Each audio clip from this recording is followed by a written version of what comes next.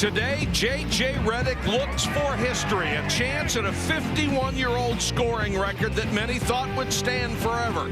And he has a lot of support here on the road at the sold-out Wachovia Center in Philadelphia. It's all part of Judgment Week, presented by Cisco Systems. As the #1 team in the country, Duke travels to Philadelphia to take on the Owls of Temple. Good afternoon, everybody. Mike Patrick along with Lenny Elmore. It's great to have you with us. J.J. Redick needs only 9 points for an all-time ACC scoring record, but he's facing a defense that's a little odd for most shooters and gives a lot of guys trouble, Len. They certainly do. When you talk Temple defense, you're talking a matchup zone. They start 6'6", 6'6", and 6'5" across that front line, the kind of size and length that has given J.J. Redick trouble in the past. Now, this is a team that's got to be able to double Redick on the wings and make it difficult for him, make him give up the ball. The last time these two teams played, Redick had 22 points but only 8 field goal attempts, and all of them threes. Doris Burke will be working the sidelines for us. Doris has more on J.J. right now. Mike, his physical transformation is easy to see. All one need do is look at his physique to know that he's changed his body. His mental maturation, you have to look for a bit more subtle clues. Last game out against Georgia Tech, it was a struggle and a mighty one for J.J. Redick. At one point, he was just 2 of 17 from the floor. He said a season ago, that would have been it. I would have turned it off, shut it down, and been content to finish with 4 points. His mental maturation now allows him to think next play all the time. That will help as Duke marches toward March. Coming up, the ACC's all-time leading scorer, Dickie Hemrick, talks about J.J. breaking his 51-year-old scoring record. Duke leads Temple early, 8-6. We've talked about Dickie Hemrick and his scoring record. We asked him about the other Blue Devils that have given his record a run. It's been threatened by several Blue Devils before. Johnny Dawkins,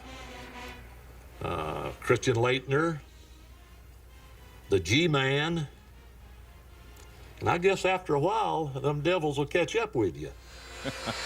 But better to be broken by a Devil than a Tar Heel.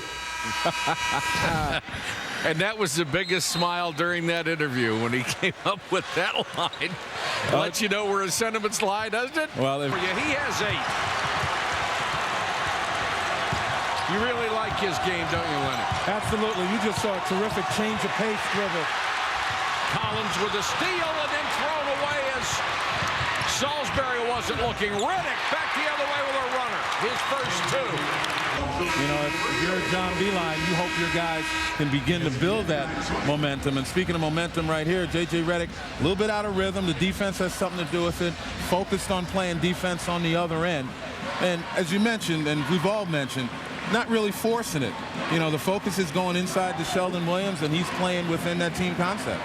Ken and Jeannie, who have seen their son develop from a standstill jump shooter to one of the great all-around players in college basketball. Mike, I'm surprised a lot of teams haven't done that. Try to take Redick and do the best they can on Williams on the block and force the other guys to hurt them. And Greg Paulus ended the half with 5 turnovers. J.J. buries the 3 against Tyndale, and it's 43-33 Duke. J.J. now needs 4 points for the all-time ACC scoring record. And I tell you, Redick not being in rhythm and the defense bothers him. There he breaks wide open. Same shot he had in the first half from the corner. And this time got himself squared up. And he is shaving it down. J.J. only 4 shy. Here's the steal by Paulus. Redick by Robinson. Robinson got a piece of it. No call. Trade more. Nelson with the long rebound.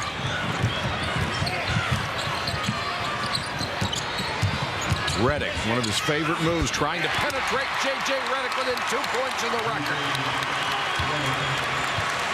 7 for J.J. on the afternoon.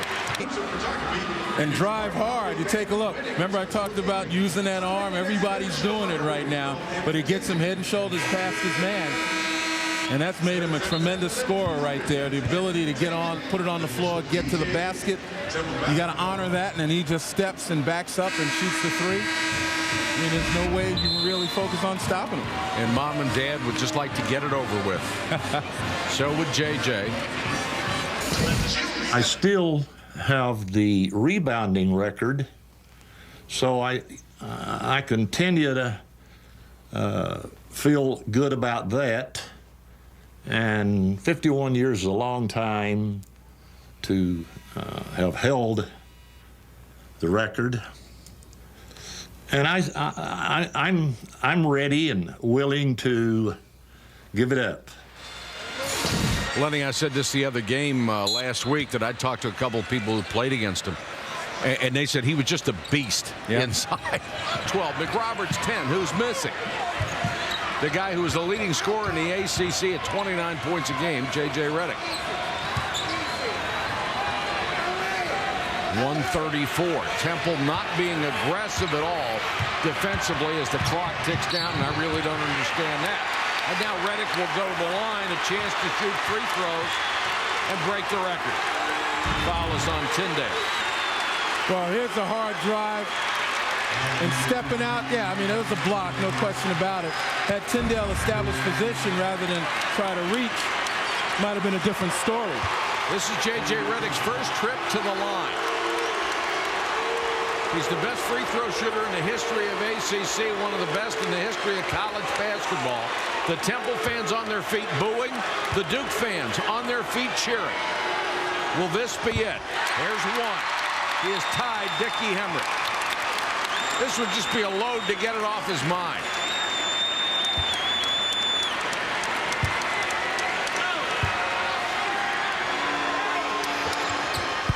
Redick's done it. He is the all-time leading scorer in the history of the Atlantic Coast Conference. Congratulations to J.J. Redick, and it didn't even get a smile because the game is not over. Well-deserved, monumental accomplishment, a record that's lasted over 50 years.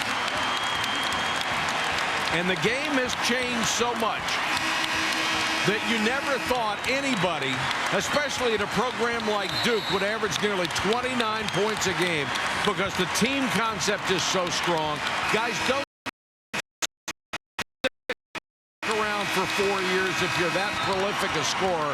It says something about his mom and dad, and it says an awful lot about J.J. Redick and what kind of young man he really is. And the irony is, so many people say that what accelerated the record was a three-point shot. And the irony is, he breaks it on the free throw line by being aggressive going to the basket. And by being a brilliant free throw shooter. The Blue Devils of Duke go on a road to play Temple in Philadelphia and will come out with a 74-66 victory.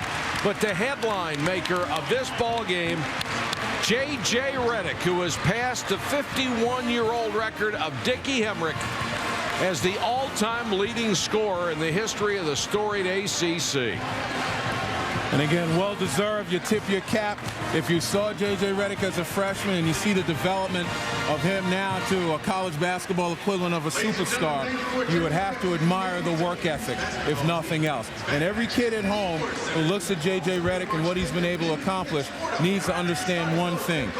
He did it with the God-given talent, but more importantly, he worked it, and he got the most out of his potential. And that's the tragedy of a lot of players. They never get the most out of their potential because they don't work hard enough. That guy is a worker. And potential, Lenny, you're absolutely right. Potential is the hardest label to justify in a human being in any endeavor, particularly athletics. But he did it. You're right. He made himself into a great, great player. Let's go to Doris. Thanks very much, Mike. J.J., there have been so many people throughout the course of history who stood in front of a hoop with a ball in their hands and dreams in their head. Today, you lived one of yours. What is that like?